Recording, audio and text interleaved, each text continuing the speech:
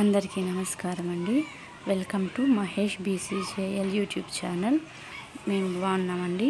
మీరందరూ బాగున్నారని మనస్ఫూర్తిగా కోరుకుంటున్నాను. ఈరోజు మనం భగవద్గీత మొదటి అధ్యాయము 36వ శ్లోకము తెలుసుకుందాం. పాపమేవాశ్రయేదస్మాన్ హత్వైతానాతథాయినః తస్మాన్నార్హ వయం హంతుం ధార్తరాష్ట్రాన్ సబాంధవాన్ స్వజనం హి కథం హత్వా సుఖినః శ్యామ మాధవ. ఇటువంటి దుర్మార్గులను వధిస్తే మాకు పాపం సంక్రమిస్తుంది కనుక ధృతరాష్ట్రుని పుత్రులను, మా బంధువులను సంహరించడము మాకు యుక్తము కాదు. ఓ కృష్ణ, లక్ష్మీపతి, స్వజనులను వధించడం వలన మాకు కలిగే లాభమేమిటి? మేమెట్లా సుఖమును పొందగలము? భాష్యము. వేదాదేశము ప్రకారము 6 రకాల దుర్మార్గులు ఉన్నారు. వారే: 1 విషము పెట్టేవాడు, 2 ఇంటికి నిప్పు పెట్టేవాడు, 3 మారణాయుధాలతో దాడి చేసేవాడు, 4 ధనమును కొల్లగొట్టేవాడు, 5 వేరొకరి స్థలమును ఆక్రమించేవాడు, 6 పరస్త్రీని చెరపట్టేవాడు. అటువంటి దుర్మార్గులను వెంటనే వధించాలి.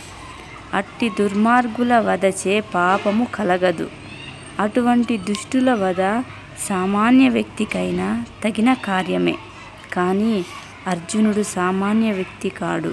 అతడు సాధు స్వభావం కలవాడు కావడం చేత వారి పట్ల సాధు స్వభావంతో వర్తించాలని అనుకున్నా ఆ రకమైన సాధు నడవడి క్షత్రియునికి సంబంధించినది కాదు.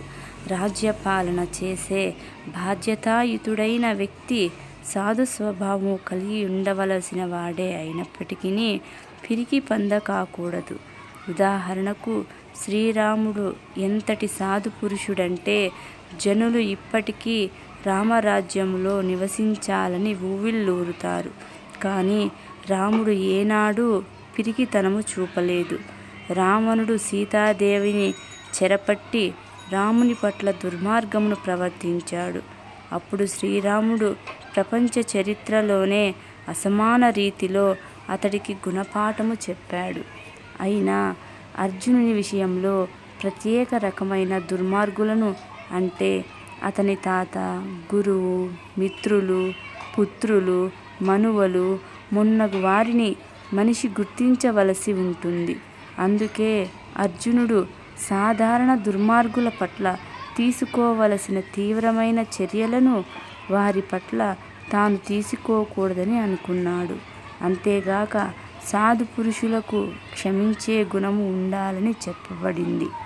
సాధువులకు అటువంటి నిర్దేశాలు రాజకీయ అత్యవసర పరిస్థితి కంటే ఎంతో ముఖ్యమైనవి.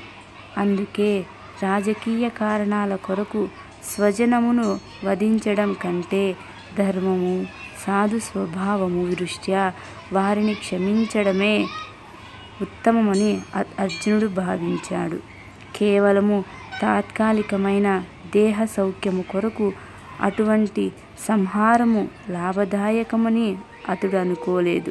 అయినా రాజ్యాలు, వాటి ద్వారా లభించే సౌఖ్యాలు శాశ్వతము కానప్పుడు స్వజన సంహారము ద్వారా అతడు తన జీవితమును, నిత్య మోక్షమును ఎందుకు పణముగా పెట్టాలి?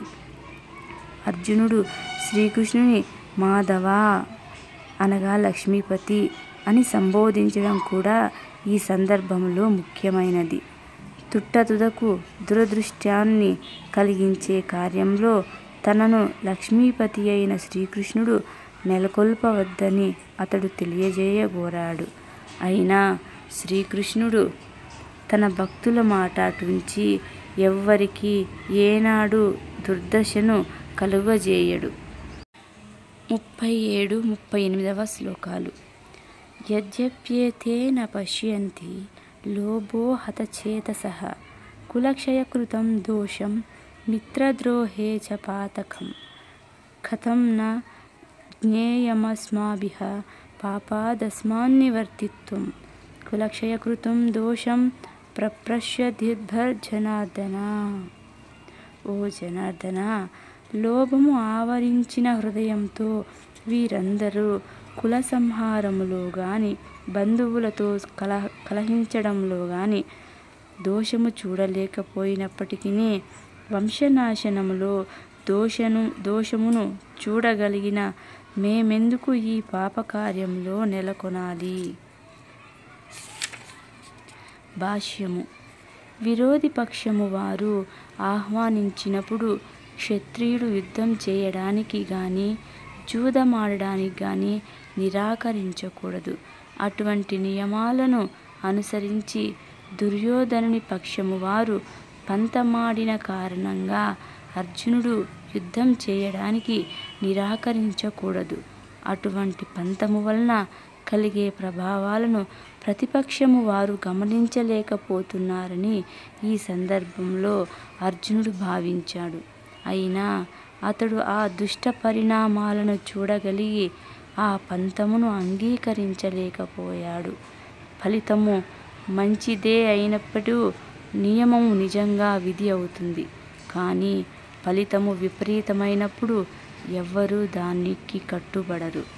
ఈ మంచి చెడ్డలను ఆలోచించి అర్జునుడు యుద్ధము చేయవద్దని నిశ్చయించుకున్నాడు. తదుపరి 39వ శ్లోకము. కులక్షయే ప్రణశ్యంతి కులధర్మాః సనాతనః ధర్మే నష్టే కులం కృత్స్నమధర్మో బిభవత్యుతః. కులక్షయము వలన శాశ్వతమైన వంశాచారము నశించిపోతుంది. ఆ విధంగా వంశంలో మిగిలిన వారు అధర్మపరులవుతారు. భాష్యము. వంశంలో వారు సక్రమంగా వృద్ధి చెంది ఆధ్యాత్మిక విలువలను పొందే విధంగా సహాయపడడానికి అనేకమైన ధార్మిక ఆచారాలు వర్ణాశ్రమ పద్ధతిలో ఉన్నాయి. పుట్టుక మొదలుగా మృత్యువు వరకు ఉన్నట్టి వంశంలోని అట్టి సంస్కారాలకు పెద్దలే బాధ్యత వహించాలి. కానీ పెద్దల మరణంతో వంశంలోని అటువంటి సంస్కార కర్మలు ఆగిపోతాయి. అప్పుడు వంశంలో మిగిలిన పిన్నలు అధర్మయుత అలవాట్లను తయారు చేసుకొని తద్వారా ఆధ్యాత్మిక ముక్తికి అవకాశాన్ని కోల్పోతారు. అందుకే ఏ ఉద్దేశంతోనైనా వంశ పెద్దలను వధించకూడదు. స్వస్తి.